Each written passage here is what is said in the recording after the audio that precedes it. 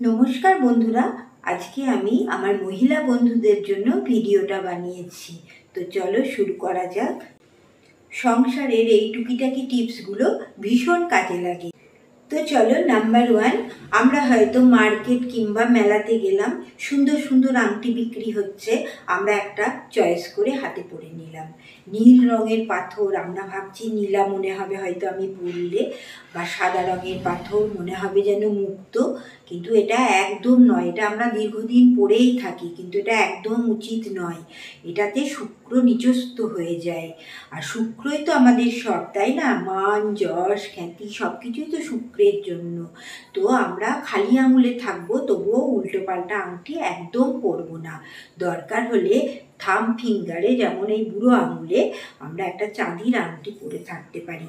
এটাতে আমাদের শুক্র উচ্চস্থ হবে এবং আমাদের মান, যশ, খ্যাতি এগুলো সব কিছু আমরা পাবো।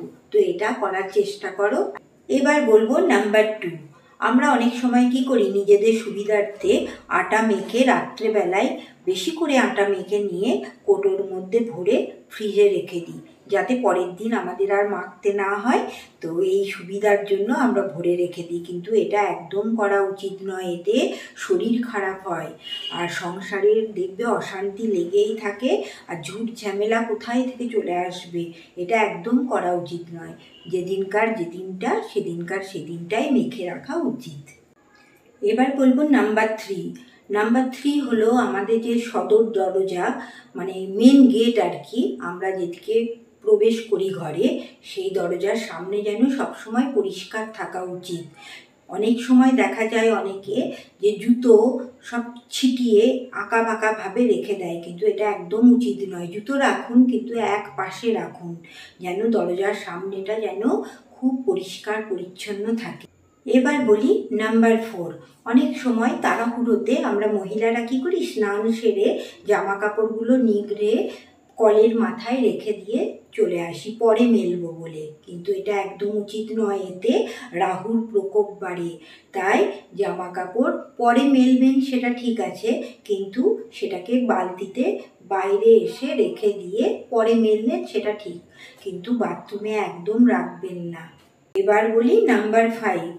বাথরুমের মধ্যে প্রত্যেক শনিবার একটা পাত্রের মধ্যে কিছুটা ফিটকিরি, লবঙ্গ আর কর্পূর রেখে দিন। শনিবার করুন, প্রত্যেক শনিবার, আবার পাল্টে আবার নতুন করে করুন। এটাতে ভীষণ ভালো একটা ফল পাবেন। এবার বলি নাম্বার 6।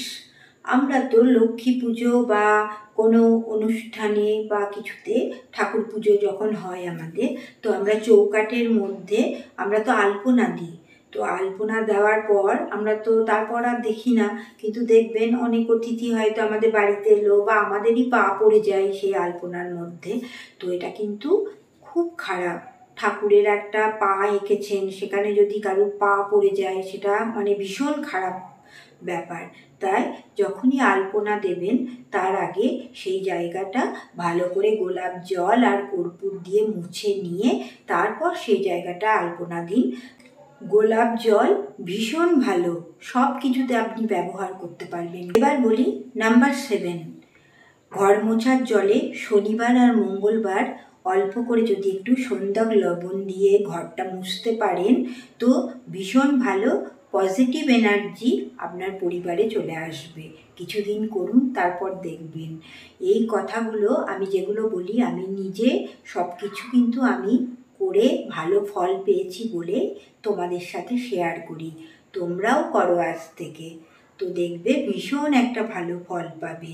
প্রত্যেক শুক্রবার কিছু না কিছু টিপস নিয়ে তোমাদের কাছে আসবো, হয় রূপচর্চা কিংবা ঘরকন্যার কোনো টিপস, এগুলো নিয়েই তোমাদের কাছে আসবো বন্ধুরা।